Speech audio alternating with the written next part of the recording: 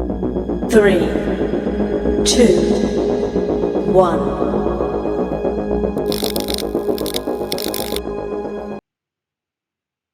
Hello friends, I hope you're going extremely well. Today we are going to talk about ERP for warehouse operations, and we are going to unpack how implementation of ERP really takes the capability of organization at the next level. With some assumptions, we'll try to paint a picture of how organization operations are improved through implementation of ERP. Let's get started. All right, so to start, we imagine a organization which is a plumbing business. They have one big warehouse, they have one retail shop, and they have an e-commerce where people can buy or the customers can buy online. So that's a plumbing business, and imagine just so things are in context. So imagine a warehouse, a retail shop, and an e-commerce site where customers can buy online.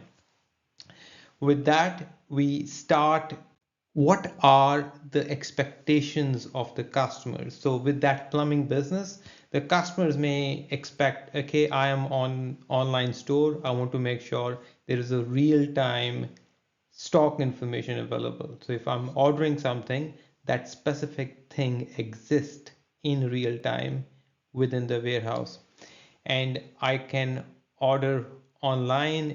The experience is good. I can track my deliveries, and if I'm an ongoing customer, I can set up my account. So to have a trade account, and if there is anything to do with returns, I can return things very quickly in a streamlined way.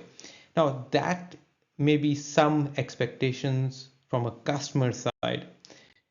We move forward and say, okay, look, from warehouse perspective, a person who is managing the warehouse, what sort of expectation he may have. So from a warehouse management perspective, a manager wants to make sure the entire processes end to end are straightforward, streamlined, efficient.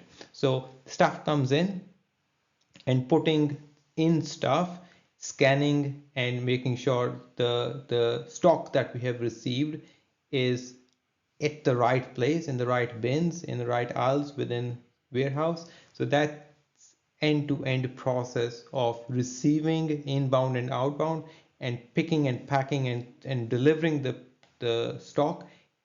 It is managed well. So there is an efficient process of receiving new stock and dispatching the orders. At the same time, warehouse manager want to make sure that the stock is always kept up to date. So it's a real-time information available. What we are looking in our books, that stock really exists. And anything to do with the supply chain and logistics, there's a good visibility of where we can track our orders. So the orders that we have received, we can in real time track those orders, and so we can report back to the customers if there are any issues. So these are few expectations from warehouse management perspective. We move on and say, okay, there is a sales manager there as well, and what the expectations from sales manager. Now he or she may want to make sure that, look, customer relations are prime. I want to make sure if customers are complaining, I'm aware. If customer has any feedback, I hear that firsthand. And similarly, based upon the real-time information on the stock, that means which items are selling fast, which items are sitting there for a long period of time, I can develop strategies from marketing and sales perspective. So I need real-time information on sales and insights so I can manage the sales aspect within the business.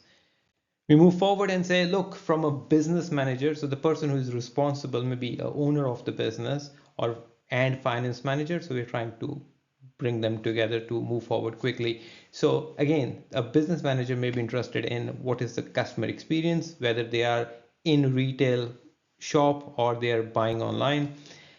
They may be interested in optimization of stock. So I'm as a business owner, I'm not investing in something which is sitting in the warehouse for months and years. So, and I'm not buying too much, so I want to optimize how much I'm carrying within the warehouse.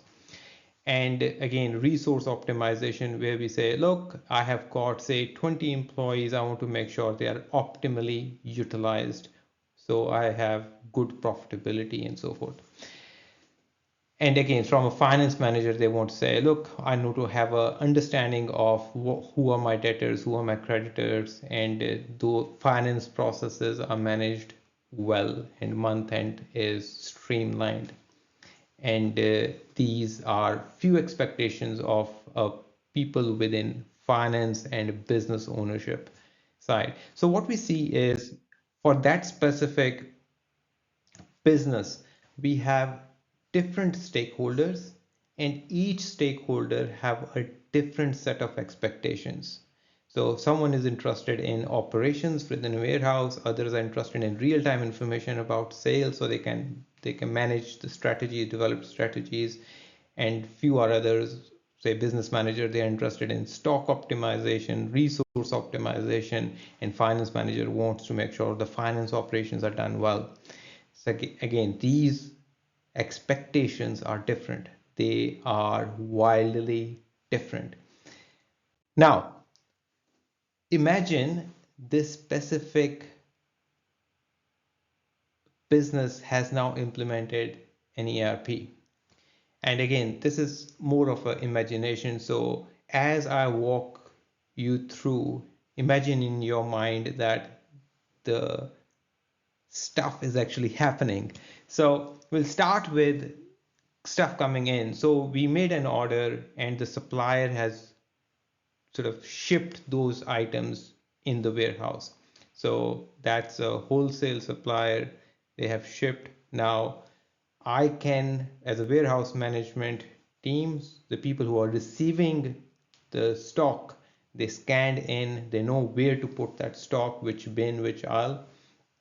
Now, as soon as the goods, the stock is received, we can see straight away that stock is up, that stock information is updated in our e-commerce and retail point of sale system in real time. As soon as stock comes in the warehouse, the stock information is automatically updated in two systems: point of sale, which is people who are selling within the retail shop, as well as e-commerce people who are buying stock from the website.